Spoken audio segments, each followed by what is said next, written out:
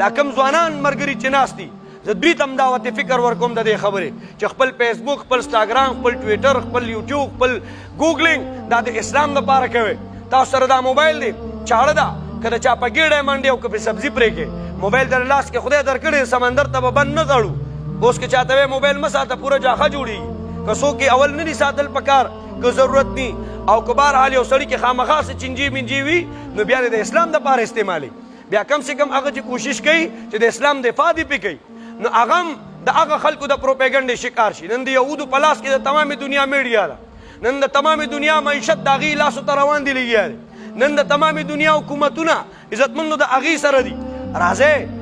چې موږ او تاسو منظم د دې توړ پیدا کړو او نن زموږ او ستاسو په ملک کې هم یهودي لا بېکار کوي لګیا دي او د هغې په سوچ سم چا منصوبه د علماء کرامو مخالفت صرف په دې میدان کې صرف دغه یو جماعت ته چې کلک ولاړ دی او رښتیا راته وایم دا جماعت صرف پاکستان اوسنی جماعت نه دی د ده تاریخ ډېر لوړ دی او ډېر زیات اوږد دی صرف صورتونه یې بدل کړي را بدل کړي دي ورنه همیشه د باطلو سره جګړې او جهادونه کړي دي که هغه د شاه ولی الله رحمت الله علیه زمانه وه نو د مرهټو سره یې جهاد کړی دی که د شاه عبدالعزیز زمانه راله په 1806 کې د انګریز خلاف د جهاد فتوا ورکړه او که بیا د شیخ الهند رحمت الله علیه او د نانوتوي صاحب زمانه راله نه هغې د انګریزانو د لاسه په خپل وطن کې اوسېدلی نه شو په خپلو کورونو کې او دا سلسله داسې را روانه وه ایون چې انګریز د دې ځای نه پره شو اوس چې کله تقسیم د هندو شو پاکستان جدا او هندوستان جدا شو نو په هندوستان کې جمعیت علماء هند دی او دلته په پاکستان کې جمعیت علماء پاکستان دی هلته هغوی هم د دغه یو پلیټ فارم نه په هغه ملک کې لګیا دي د دین اسلام دپاره او دلته د دې پلیټ فارم نه په دې ملک کې د دین اسلام دپاره لګیا دي نو دشمن په قلار ناست دی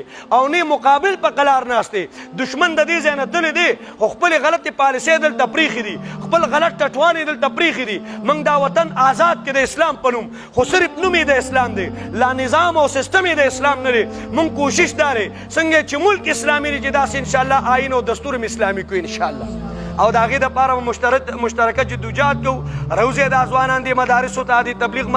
محنت ته د مراکزو ته دا شیزونه پرېږدی د دنیا دا قصې رزق په ټولو انسانانو له خدای ورکوي د ټولو مسلمانانو ته د دې ځای نه دا درخواست کوم چې په دې وخت کې په ملک کې د اسلام خلاف انتهایی حالات تشویشناک دي د مدارسو د ناموس رسالات د تمامو مسایلو د مساجدو د محراب او د منبر خو انشاءالله دا په جرت باندې کېږي دا دوی یو غباره ده یو غټه پوکڼۍ ده په هغې کې هوا نه ایستلې ده انشاءالله معمولي میخ ولوړل غواړي هوا به ترې خدای پاک وباسي